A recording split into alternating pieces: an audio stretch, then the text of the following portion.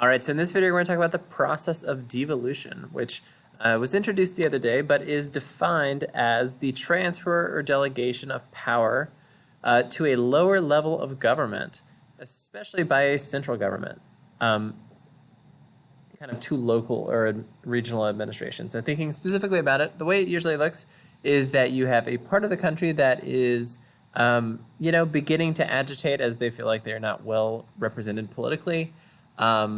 And the central government essentially gives that part of the country more political powers than the rest of the country. So it sort of creates this sort of asymmetrical situation where part of the country, a relatively autonomous part of the country, might have more political powers than the rest of the country.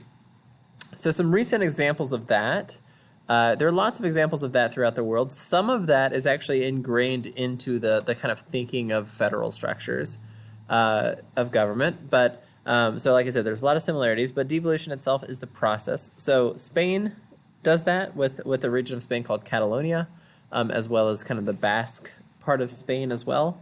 And then Scotland, Scotland, Northern Ireland, and Wales within the United Kingdom. And then Quebec, as well as Nunavut, which is a province and a territory kind of within Canada, have devolved powers. So thinking about the question of why do governments devolve powers to certain sort of autonomous or semi-autonomous regions? So some of the reasons specifically are to kind of increase political representation. So Scotland, Wales, and Northern Ireland are all part of the United Kingdom and essentially elect their own representatives to the UK's House of Parliament, but also have their own regional parliaments as well. So they decide on things that are specifically Scottish and Welsh and Northern Irish. So that is a common form of devolution. You also have specific economic benefits. So you might have laws that are specifically beneficial to some part of the country that might lessen the tax burden or give specific kind of tax benefits to a specific part of the country. Or you might have cultural reasons. So things like language laws, different types of language laws in Quebec is an example of that. You might have a part of the country that has a specifically distinct culture, and the central government does things to sort of recognize that difference. So like I said before, devolution itself is a process. And thinking about why it happens, sometimes it also happens just practically speaking to avoid a larger conflict. So there might be a part of the country that is threatening the stability of the country itself, or the government might try to kind of stop an independence movement, so therefore they sort of give that part of the country more political powers.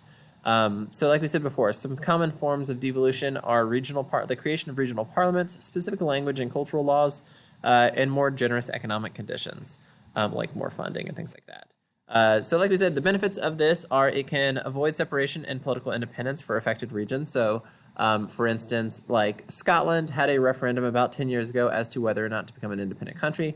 They narrowly defeated the referendum in Scotland, but as a result, sort of more powers were devolved as kind of part of the overall deal to Scotland. This also has the added benefit of increasing the legitimacy of the national government, at least in this kind of affected part of the country, right? And then practically speaking, it provides for more local representation and avoids that conflict that we talked about before.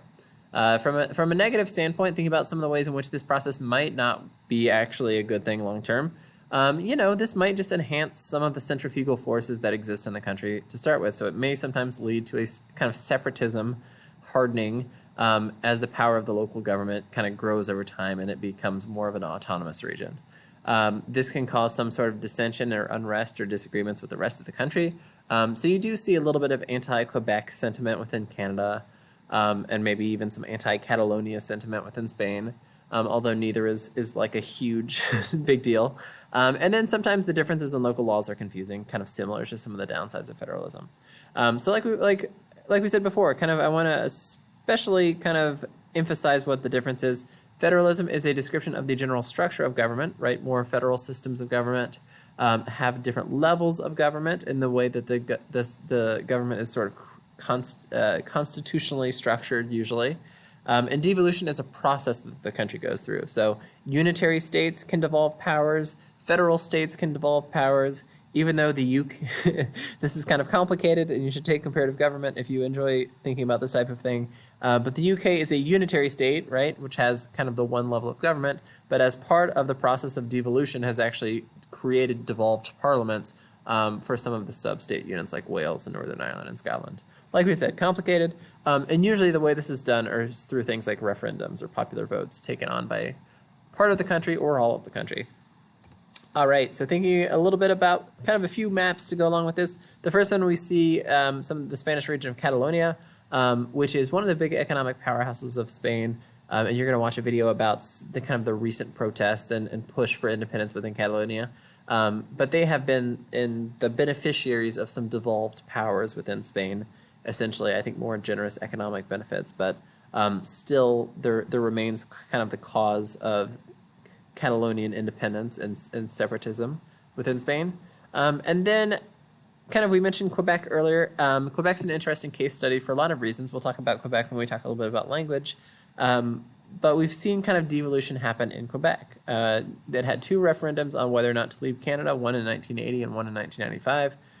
As a result of kind of the way Canada's set up and some different laws passed, Quebec has gotten a lot of the same powers of some of the other provincial governments, but many of the specific economic provisions kind of favor Quebec within the laws, or at least sometimes that's the story. But I think they favor Quebec in the laws, and Quebec also has special language laws sort of related to the protection of culture and Quebecois culture. I probably didn't say that right.